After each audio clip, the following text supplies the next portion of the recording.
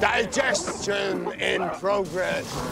When I covered the second Human Centipede movie, I stated that the film was an amplification of the disturbing factor from the first one, taking the disturbing core idea of the first movie and turning the dial all the way up to 11.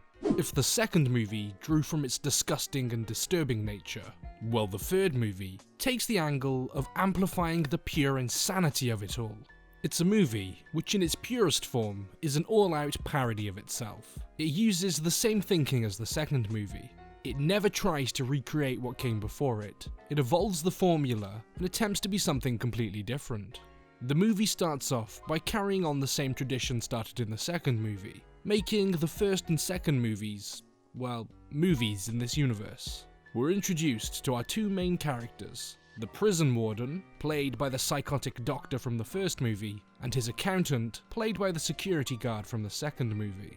And within the first 2 minutes of screen time, you already get a pretty good sense of what type of movie this is going to be. That being a gratuitous, over-the-top, vile piece of media, which does everything purely for the sake of being vile and over-the-top.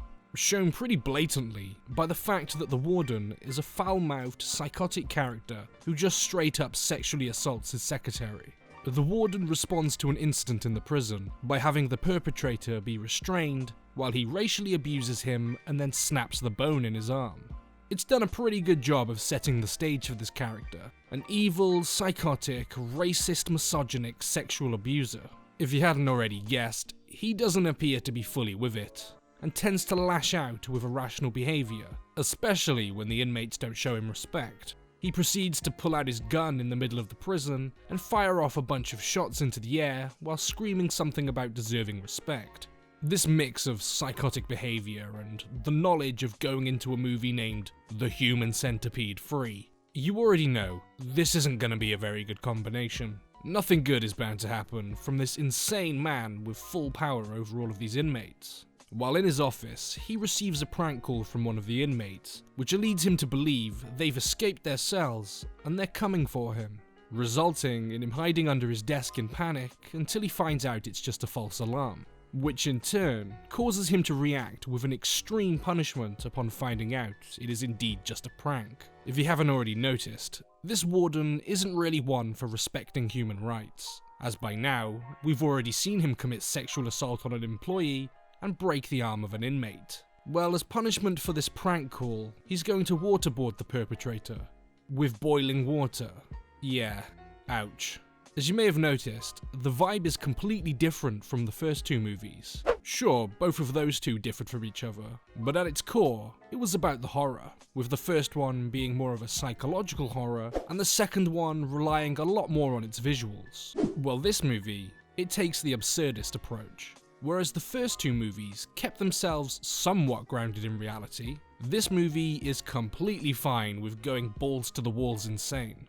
And just like I said about the second one changing things up, I feel like that's probably the best thing they could have done. Each one of the Human Centipedes are completely tonally different. Each one has something different to offer, and they never attempt to be the same thing as the previous one. The warden is paid a visit by the governor, with him essentially being told he's got 2 weeks to turn things around in his prison and start saving costs. Otherwise, him and his accountant are going to be replaced and out of a job.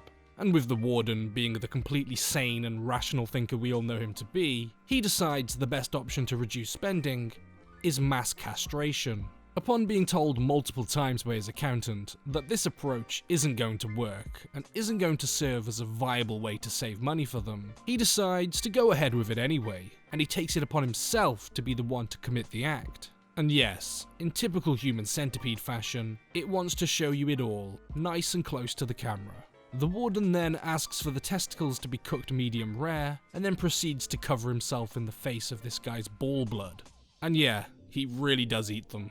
It's about now where the idea of this being an over-the-top, schlocky movie purely for the sake of it being over-the-top and schlocky really starts to settle in. It's attempting to make you squirm and feel disgusted wherever it can, and I can absolutely tell you, that castration scene made me squirm. I could quite happily go the rest of my life without ever having to watch that scene again, and if that's the intended reaction from the director, well, they succeeded. Upon finding that the castration didn't result in less aggressive behaviour from the inmate, the warden reacts in probably the only way he knows how to: rage. He then proceeds to strangle the inmate to death, before ordering the doctors to resuscitate him so he can strangle him to death once again. But this time, he decides to stop just before he kills him.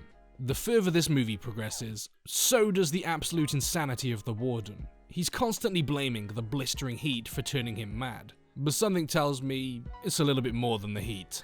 In an alcohol-ridden dream, the warden is surrounded by inmates in the cafeteria. They hold him down to the ground, cut a hole into his kidney, and use it to have their way with him. Upon emerging from the dream, the warden is then convinced by his accountant, who's been trying to get him to listen to him for the whole length of the movie, that the best option they have for saving money and reducing inmate violence is to create the ultimate human centipede.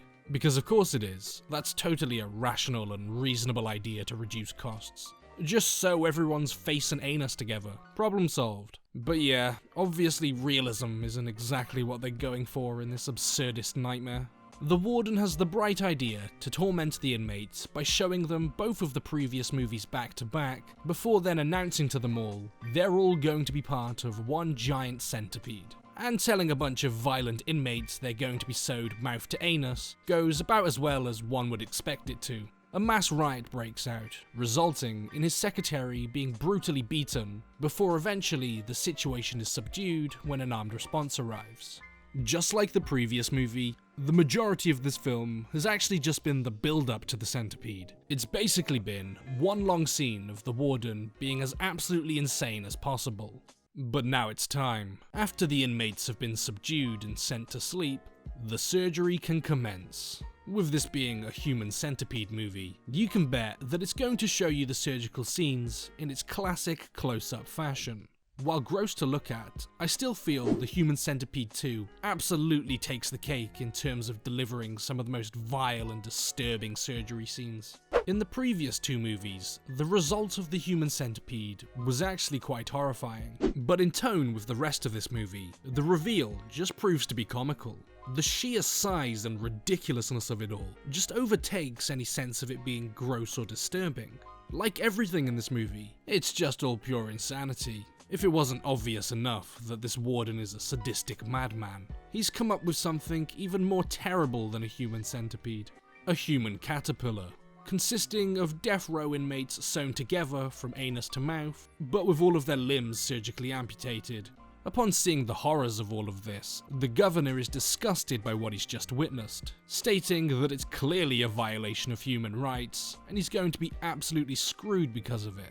With the warden being who he is, he reacts in basically the way you would expect him to. He shoots the doctor in the gut, before then executing him point blank. Before he has time to do anything else, the governor returns, now convinced it's actually a brilliant idea, and he might even be able to become president because of it. Sure. Upon realizing that it was a success, and there's the possibility of fame and fortune awaiting him, the warden shoots his accountant through the head, presumably so he can be the one to take all the credit for the idea, and to be the one who can reap all the rewards of it. It cuts to him in a watchtower, naked and screaming into a megaphone, before the camera then pans up, and the movie ends. In classic Human Centipede fashion, there's never a happy ending. Sure, in the first movie, the doctor died, but the sole remaining victim was trapped and couldn't leave. In the second one, everyone in the centipede dies, but it appears that the car park security guard gets away with it all scot-free. And then in the third one, he's actively praised for his actions. The unfortunate thing about this entry is that I feel like it doesn't fully succeed in being what it's intending to be. The disturbing factor isn't quite disturbing enough after the events of the second movie, and the absurdist comical elements don't quite hit the mark either. I do praise the movie for being an ultimate parody of itself, because in its purest form, that's exactly what it is. I commend these movies for their ability to not try and replicate the previous one's success by essentially rehashing and doing the exact same thing again. They always attempt to be something different, and aim for a different subgenre of horror. At the end of the day, the whole movie is an attempt at being purely as vile as possible, with senseless violence, murder, torture, sexual assault, racism and gore, with a good amount of intended comedy, and probably a few other things if I'm being honest. Even though it didn't quite hit the mark for me, I still think that an insane parody of itself is the perfect way to send off this absolutely psychotic trilogy.